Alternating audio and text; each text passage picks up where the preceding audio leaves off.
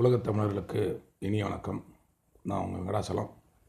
இந்த வீடியோ எதுக்குன்னா, ஜல்லிக்கட்டுக்கு தடை கேட்குறாங்க. எதுக்காக தடை கேட்குறாங்க, கேட்குறது யாருன்றதை பற்றி தான். ஜல்லிக்கட்டு ஒரு தமிழன் கண்டுபிடிச்ச, தமிழோட வாழ்வுடைய சம்மந்தப்பட்ட ஒரு நிகழ்வு. இதுக்கு ஏறு தழுவுதல்னு பண்டைய காலத்தில் பேர் இருக்குது. இப்போ மஞ்சு விரட்டு, காளை அடக்குதல், வீரம் காட்டுதல்னு நிறைய இப்போ சொல்கிறாங்க. இதை தடுக்கிறதுக்கான அமைப்பு ஒரு வெளிநாட்டு அமைப்பு, அது இந்திய அமைப்பே இல்லை. இந்தியாவுக்கு 1947 சுதந்திரம் வாங்கி கிட்டத்தட்ட 65-66 வருஷம் ஆகிப்போச்சு. ஆனால் இந்த ஜல்லிக்கட்டுக்கு எதிராக இருக்கிற அந்த பீட்டான்ற அமைப்பு 57 வருஷமாக தான் இருக்குது. அது சொல்லப்போனால் இந்திய அமைப்பே இல்லை. அது வெர்ஜினியாவில் தொடங்கி நடந்துகிட்ருக்கிற ஒரு அமைப்பு. அது நான் ஃபவுண்டேஷன் சொல்கிறாங்க. அது உண்மை இல்லை. அதோட ஆண்டு வருமானம் கிட்டத்தட்ட 2-3 மில்லியனுக்கு மேலே வருமானம் அதிகமாக இருக்குது. சரி, அவங்க எதாவது சம்பாதிச்சு போகிறோம், அதிகம் அதுக்கும் நம்ம உணர்வுக்கும் பெரிய சம்மந்தம் இருக்குது. எதுக்காக அந்த தடை, ஏன் அவங்க தடை கேட்குறாங்க கேட்டால், மிருகவதை தடுப்பு சட்டம். மிருகவதை தடைனா இதெல்லாம் மிருகவதையில் நாங்கள் ஒன்றும் மிருகத்தெலாம் போட்டு ஒன்றும் நாங்கள் ஒன்றும் வதைக்கலை. நாங்கள் மிருகத்தெலாம் தெய்வமாக தான் வணங்குகிறோம். பாம்புலேருந்து எல்லாமே நம்ம அந்த தெய்வமாக தான் வணங்குகிறோம்.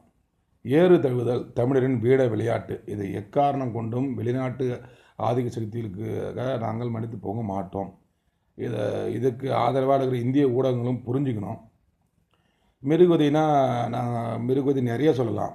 போலீஸில் டாஸ் ஃபோர்ஸ் இருக்குது, மிலிட்ரியில் இருக்குது, ஆர்ட்ஸு, குதிரை, நிறைய படை இருக்குது. அதெல்லாம் பாம்பு கண்டுபிடிக்கிறவங்களாம் நாய் யூஸ் பண்ணுறாங்க. சப்போஸ் இந்த பாம்பு கண்டுபிடிப்ப நாய் ஏதோ ஆகி போச்சுன்னா அது ஒரு மிருகவதையாக தெரியல யாருக்கும்.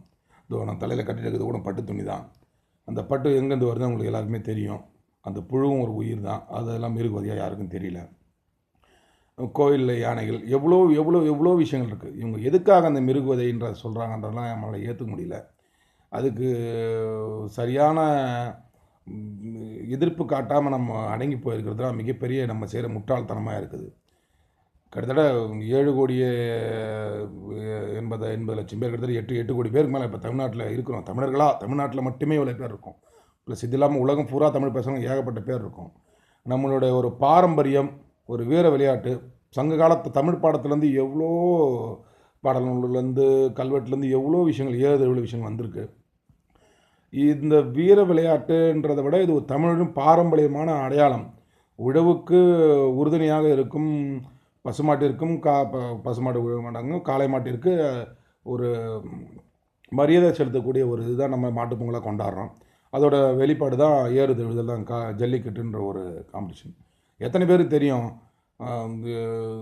ஜல்லிக்கட்டால் நிறைய இளைஞர்கள் செத்து போகிறாங்க அப்படி இப்படின்னு? எத்தனை பேருக்கு அதெல்லாம் உண்மை இல்லை. அதே ஜல்லிக்கட்டில் ஒரு காளைக்கு ஒரு அதில் ஈடுபடுற ஒரு விலங்குக்கு ரத்தம் வந்துச்சுன்னா அந்த போட்டி நிறுத்தப்பட்டு அந்த விலங்கு விளையாட்டப்படுறது எவ்வளோ பேர் தெரியும்னு தெரியல. இது தமிழுடைய பாரம்பரிய அடையாளம். இது தடுக்க வெளிநாட்டு சக்திகள் தான் பயங்கர முயற்சி இருக்குது. இதுக்கு இந்திய மக்கள் நம்ம துணை போகிறது தான் பெருத்த அவமானம், கேவலமாக இருக்குது. இது சங்க காலம் தொட்டு 5000 வருஷம், தொல்காப்பியெல்லாம் தோன்று 5000 வருஷமாக ஆகிப்போச்சு. இப்போ சங்க காலம் தொட்டதுலேருந்தே அது ஜல்லிக்கட்டுன்றது இருக்குது. அது இப்போ ஒரு அமைப்பு மூலமாக தடை கோர்றது, நம்ம நாட்டில் நம்ம நீதிமன்றம், உச்சநீதிமன்றம் மூலியமாகவே தடை வாங்குறது. அதுக்கு துணை போகிற இந்திய ஆளுங்களை பார்த்து ரொம்ப வருத்தமாக இருக்குது. என்ன அது சொல்கிறது? இப்படி பண்ணுறவங்க நாளைக்கு எவ்வளோ விஷயங்கள் இருக்கலாம். மரபணு மரபணு மாற்று விதைகளெல்லாம் போச்சு.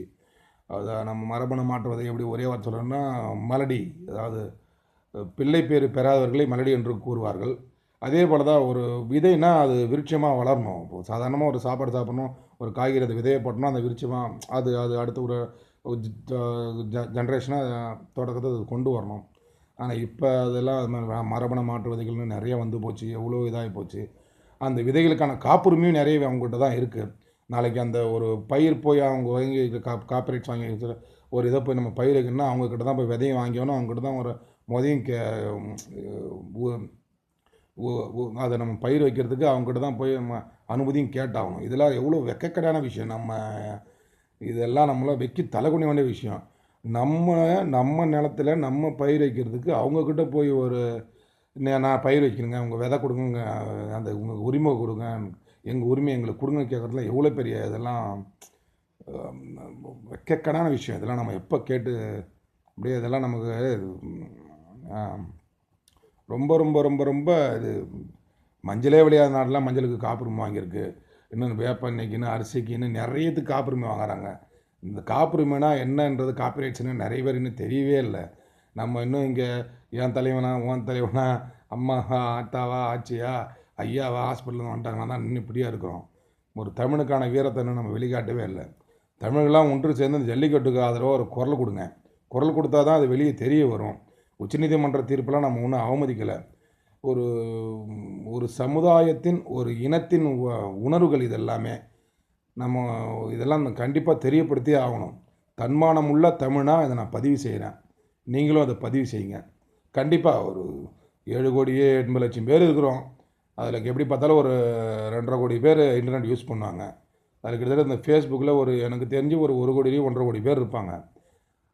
நம்ம தமிழ்நாட்டில் மட்டும் அந்த 1.5 கோடி பேரில் என்ன மாதிரி ஜல்லிக்கட்டு ஆதரவாக இருக்கவங்க ஒரு 50,00,000 பேர் 40,00,000 பேர் இருந்தால் கூட அதை பார்க்குறவங்க எங்கேயோ இருக்கும். இதை பார்த்தா ஒரு இப்படி தமிழோட உணவோட வந்ததான்ற ஒரு எண்ணங்கள் மற்றவங்களுக்கு வரட்டும்.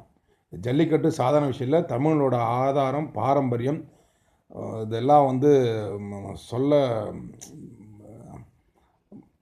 மற்றவங்க நம்ம உரிமையை பறிக்கிற இதெல்லாம் நம்மளால் அலோவ் பண்ண முடியாது. நம்ம தன்மான தமிழாக இருந்து இதை கண்டிப்பாக இதெல்லாம் அப்படியே இதுவாகவே இருக்குது. ஜல்லிக்கட்டை ஆதரிக்கிறதுக்கு எல்லோரும் ஒரே ஒன்றா கை கோருங்க. இது நிறைய பேசலாம், இது நிறைய விளைவுகளை உண்டாக்கும். யாரும் தப்பாக நினைக்காதீங்க. எல்லோரும் ஜல்லிக்கட்டை ஆதரிங்க. இந்த பொங்கலுக்குள்ளே ஜல்லிக்கட்டுக்கு ஒரு முடிவு எடுக்கணும். நன்றி. எல்லோரும் ஜல்லிக்கட்டுக்கு ஆதரிங்க. நன்றி.